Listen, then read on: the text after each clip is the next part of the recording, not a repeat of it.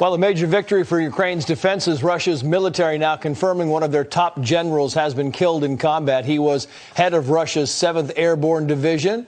The question is, will his death have any consequences on the war, which, according to Vladimir Putin, is progressing as planned? With us now from London, Ari Aramesh. He is a national security and foreign policy expert. I mean, I guess that's a good question. And what in the world, this general was killed. We heard very little about it. How much of an impact does this have on the Russian army? Let me just give you an example. Imagine if the commander of the 101st Airborne Division during the Operation Iraqi Freedom, that would have been Major General David Petraeus. Imagine if he had been killed in combat. Or Major General Swanik, the commander of the 82nd Airborne Division, who was also involved in the early phases of Iraqi liberation. So you have a two-star, you have a major general, you have a division commander getting killed in combat, which shows two things. A, it's not just your conscripts, your soldiers, sailors, and your airmen, but it's also your high-ranking officers. Throughout the Iraq engagement from 2003 all the way till the U.S. withdrew, the highest-ranking officers that we lost were colonels. Now, for the audience, a colonel, a full-bird colonel, is 2 ranks below a major general. You go to brigadier and then a major general. So this is a very significant blow to the Russian military, which also shows two things, Trace. They've been poorly planning this operation, and now it seems that their poor planning and their poor troop movement and supplies is not coming back to also hurt their command and control. Interesting. I want to play, if I can, Ari. This is from President Zelensky, and I'll get your response on the other side. I'm so confident, so confidently, me and our military defend our country, because our country is special, and our people are very special, and I wouldn't want them to be destroyed. I would like all of them to remain alive. Interesting, Ari, because last night he's confident, right? He's confident that his people can handle this. 2 days ago, he's not confident, saying we can't manage this. We can hold our ground for a short time. We can't manage this. And you wonder, why not the consistent message coming out of Zelensky? The dynamics change on the ground. On the one hand, President Zelensky has to appeal to his allies and the West, the U.S. and NATO countries, for more weapons, for more lethal aid. And the question is, why have we not given him it all?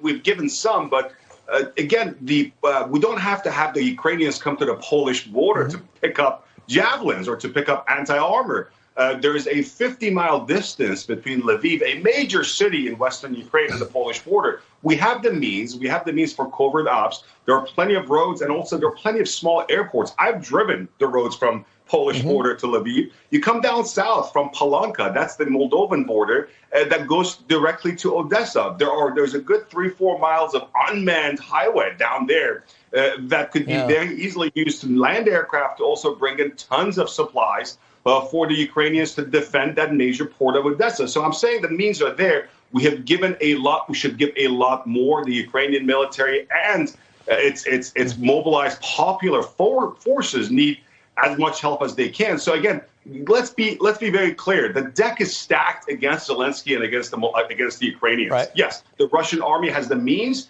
and it's got the determination now to do what it takes, because Putin has been dealt a major blow. So he's going to he's got to go all in. The question is how can we slow down the Russian onslaught, and how much can we increase the cost on this aggression just initiated and carried out by Putin and his generals? I've got a few seconds left, Ari. I want to get your view on the totality of all this, because you had Vladimir Putin coming out today saying the war is going exactly as planned. And then he comes out and says there's no ceasefire until Ukraine lays down all its weapons. And then the Russian forces attack a nuclear power plant. Is Putin getting more unpredictable, more dangerous? He certainly is. A lot of people who know Putin very well are very concerned about the advice he's getting, and also whether he's actually acting on that advice. That's the first point. Secondly, keep in mind, when Russia had to take over major urban areas, Grozny in Chechnya in the 90s, or when they had to take over when they had to aid other countries, help out South Ossetia and Abkhazia, or when they were involved in any other major takeover of a major urban center, they relied on a heavy artillery. About 250,000 people died in Grozny in Chechnya. They leveled the city. We don't want Putin to go down that route, but on the other hand, the Ukrainian people have surprised everybody with their fierce resistance, and that's what's causing Putin frustration. And again, it is not going as planned. It is not on his timetable, and they're stuck. But again, they have the means to carry forward. It's not over. Yeah, it's good insight, Ari. Thank you for coming on. We appreciate it. You bet. Well, a former Pentagon official issuing a dire warning about Russia's cyber warfare capabilities. That's next.